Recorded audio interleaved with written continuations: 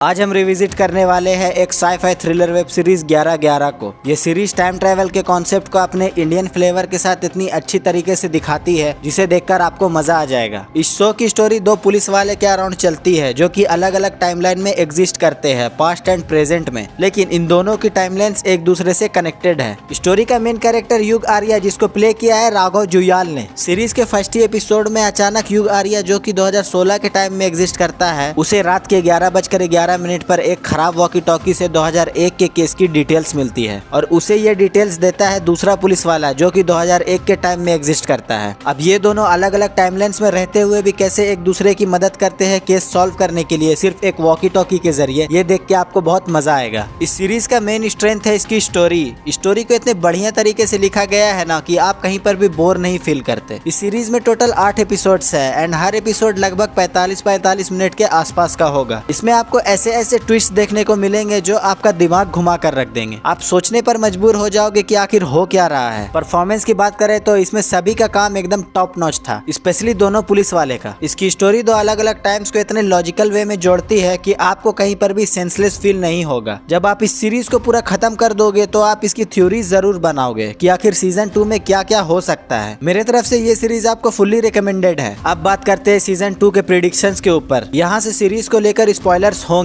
तो अगर आपने अभी तक ये सीरीज नहीं देखी है तो इसे एक बार जाकर जरूर देखें और सीजन 1 खत्म करने के बाद आप इस वीडियो को कंटिन्यू कर सकते हो। सीजन 1 में हमें शॉकिंग एंडिंग देखने को मिलती है जहां एसीपी वामिका उस वैन के अंदर ब्लास्ट में मारी जाती है और हमें आखिर सीन में दिखाया जाता है कि युग आर्या उसी वॉकी टॉकी से टाइम में पीछे शौर्य अंथवाल से बात कर रहा है और वो वामिका के मौत के बारे उसको बताता है। शौर्य उस वक्त उस टाइम में है जिस दिन वामिका उस पुलिस स्टेशन में ज्वाइन करती है। मेरे हिसाब से सीजन 2 की स्टोरी वामिका को बचाने की और उस लूप को तोड़ने के पीछे की होगी, लेकिन अगर ये लोग एसीपी वामिका को बचा भी लेते हैं तो उसकी जगह किसी और को मरना होगा, क्योंकि पूरे सीजन में हमें यही बताया गया है कि अगर किसी की जान बचाई जाती है तो उसके जगह कोई और जरूर मरेगा। देखो सीजन 1 के सेकेंड एपिसोड के फर्स्ट ही सीन में जहाँ शौर्य घायल दिखता है एंड वो युग को आखिरी बार बोलता है कि ट्रांसमिशन फिर से स्टार्ट होगी 1990 में। सवाल ये है कि आखिर शौर्य को मारा किसने। एक चीज ये हो सकती है कि युग और शौर्य सब कुछ ठीक करने के चक्कर में वामिका को तो बचा ले, लेकिन उसकी जगह पे शौर्य मारा जाए, क्योंकि प्रेजेंट टाइम में अभी भी शौर्य मिसिंग है और इस ट्रांसमिशन की शुरुआत दोनों के लिए अलग अलग टाइम पे हुई थी। युग के लिए वो ट्रांसमिशन पहली बार उस पुलिस स्टेशन में हुई थी, लेकिन उस टाइम शौर्य को इस सब के बारे पहले से ही मालूम था, मतलब वो इससे पहले भी युग से बात कर चुका होगा। वहीं शौर्य के लिए फर्स्ट ट्रांसमिशन 1990 में शुरू हुई थी, मतलब सीजन 1 की स्टोरी जहाँ पे खत्म हुई है 1998 पे,